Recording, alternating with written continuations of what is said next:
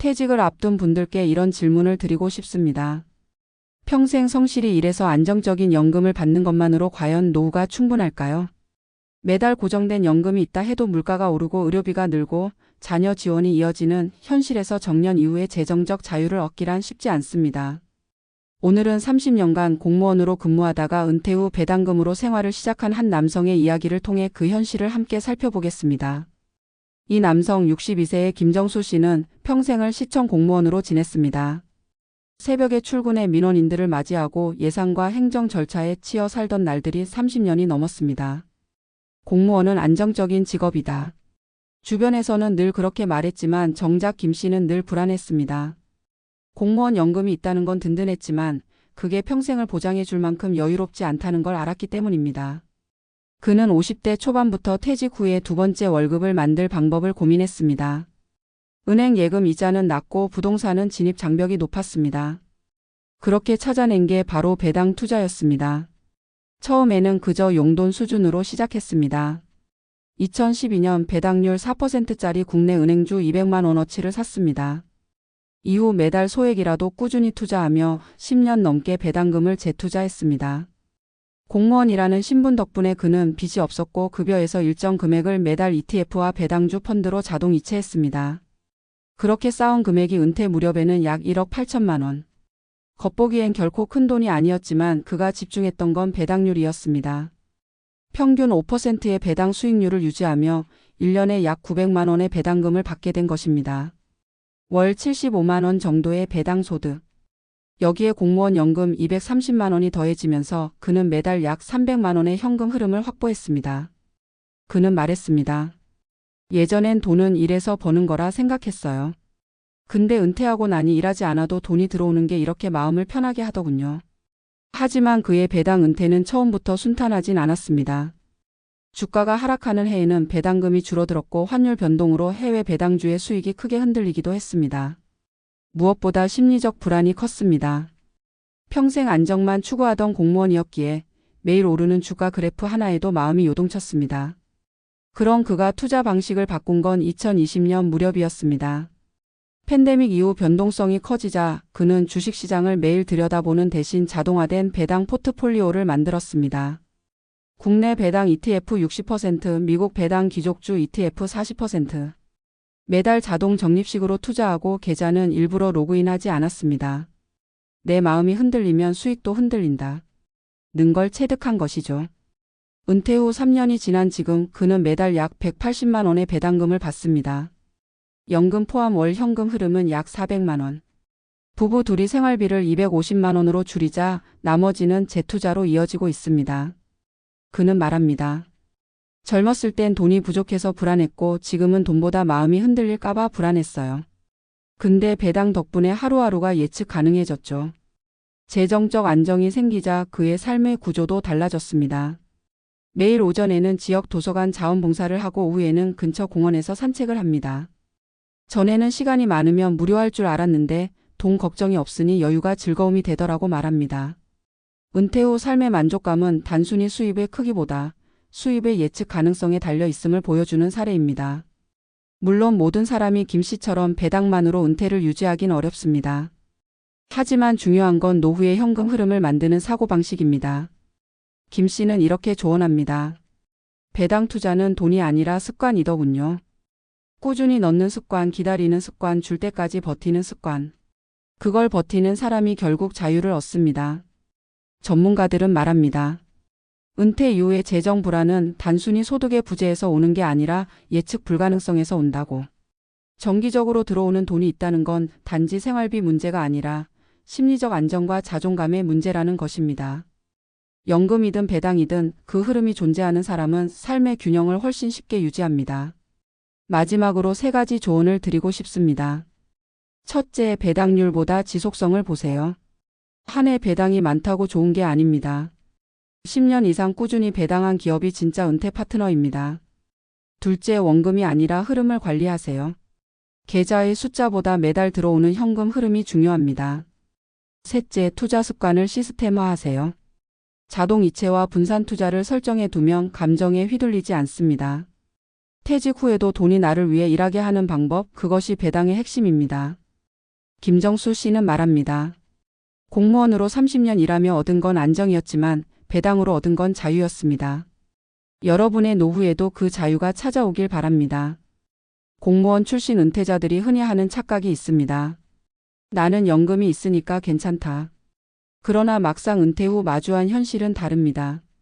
연금이 있다고 해서 마음의 불안이 사라지는 건 아닙니다. 물가 상승과 예기치 못한 지출, 그리고 더 이상 수입이 늘지 않는다는 심리적 제한이 사람을 움켜쥡니다. 연금은 최소한의 안정일 뿐 자유를 보장하지는 않습니다. 바로 그 틈새에서 배당 투자 같은 대안이 의미를 가지기 시작합니다. 하지만 배당으로 은퇴를 유지한다는 것은 단순한 돈의 문제가 아닙니다. 그것은 사고방식의 전환이며 노후의 리듬을 새로 세우는 일입니다. 김정수 씨가 그랬습니다. 그는 공무원으로 살아오며 정해진 규정과 절차 안에서만 움직였습니다. 위험을 감수하기보다 안정과 예측을 선택하던 사람. 그런 그가 주식이라는 변동성 높은 시장에 발을 들이게 된 건 큰 결단이었습니다. 하지만 그는 스스로 말합니다. 배당 투자는 투기나 모험이 아니라 느리지만 확실한 기다림이더군요. 실제로 그는 주가의 오르내림보다 배당금이 꾸준히 들어오는지를 확인하며 마음을 다스렸습니다. 은퇴 후 불안은 외부 환경보다 내면의 흔들림에서 시작된다는 것을 깨달은 겁니다. 은퇴한 공무원들의 공통된 심리 중 하나는 시간의 공허함입니다. 수십 년간 누군가가 정해준 시간표대로 살던 이들이 하루아침에 자유를 얻으면 오히려 혼란스러워집니다. 김 씨 역시 처음 6개월은 힘들었다고 했습니다.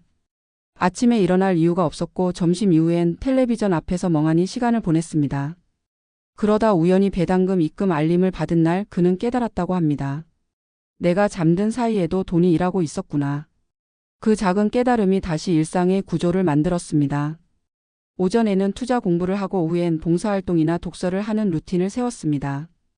은퇴 후의 삶이란 결국 돈이 아니라 시간의 재구성이라는 걸 몸으로 배운 셈입니다. 하지만 배당 투자라고 해서 마법 같은 일은 없습니다. 불확실성을 견디는 인내가 전제입니다. 주식시장은 언제나 오르내리고 때로는 자신이 신뢰하던 기업이 배당을 중단하기도 합니다. 그런 상황에서도 김 씨는 흔들리지 않기를 원칙으로 세웠습니다. 그는 이렇게 말했습니다. 은퇴자의 가장 큰 적은 시장의 하락이 아니라 마음의 조급함입니다. 그의 말엔 깊은 통찰이 있습니다. 젊을 땐 돈이 부족해서 힘들었다면 나이 들어서는 마음의 평정이 무너져서 힘든 겁니다. 결국 노후의 안정은 심리적 훈련에서 비롯된다는 것이죠. 재정 전문가들은 김 씨의 사례를 생활형 배당 포트폴리오의 전형으로 봅니다. 자산을 한 곳에 몰지 않고 생활비의 일정 부분을 커버할 정도로만 배당 소득을 설계한 방식. 그 덕분에 그는 주가 하락에도 패닉에 빠지지 않았습니다. 수익률보다 생존율을 우선한 선택이었습니다. 많은 은퇴자들이 처음부터 월 100만 원, 200만 원의 배당금을 목표로 잡지만 사실 중요한 것은 금액이 아니라 지속 가능한 구조입니다. 꾸준히 들어오는 소액의 현금 흐름이 심리적 안정을 유지시켜주고 그 안정을 기반으로 새로운 일상의 의미를 만들어갑니다. 김 씨의 삶에서 또 하나 눈여겨볼 점은 노후의 자율성입니다. 그는 누구에게 의존하지 않습니다. 자녀에게 손을 벌리지 않고 연금과 배당으로 스스로의 생활을 꾸립니다. 이는 단순한 경제적 독립을 넘어선 심리적 자유를 의미합니다. 누군가에게 미안하지 않은 노후, 그게 진짜 부자예요. 그는 이렇게 말했습니다. 돈이 많지 않아도 스스로 결정하고 책임질 수 있는 삶, 그것이 그가 배당을 통해 얻은 진정한 자유였습니다. 그렇다고 모든 은퇴자가 배당 투자로 답을 찾을 수 있는 것은 아닙니다. 배당은 수단이지 목표가 아니기 때문입니다. 어떤 사람에게는 임대소득이, 또 다른 사람에게는 작은 온라인 사업이 그 역할을 대신할 수도 있습니다. 중요한 것은 나에게 맞는 현금 흐름을 만드는 것입니다. 그리고 그 기반에는 꾸준함, 절제, 그리고 불안에 흔들리지 않는 마음이 필요합니다. 김 씨가 10년 넘게 실천한 건 결국 3가지였습니다. 첫째, 꾸준히 적립했다. 둘째, 소비를 줄였다. 셋째, 조급해하지 않았다. 단순하지만 대부분이 실패하는 이유는 이 3가지가 쉽지 않기 때문입니다. 은퇴 이후의 삶은 소득 구조의 변화만이 아니라 자아의 정체성 변화이기도 합니다. 직장에서는 직책이 곧 나를 규정했지만 은퇴 후에는 아무도 나를 불러주지 않습니다. 그런 순간 자신을 지탱하는 건 생산성이 아니라 의미입니다.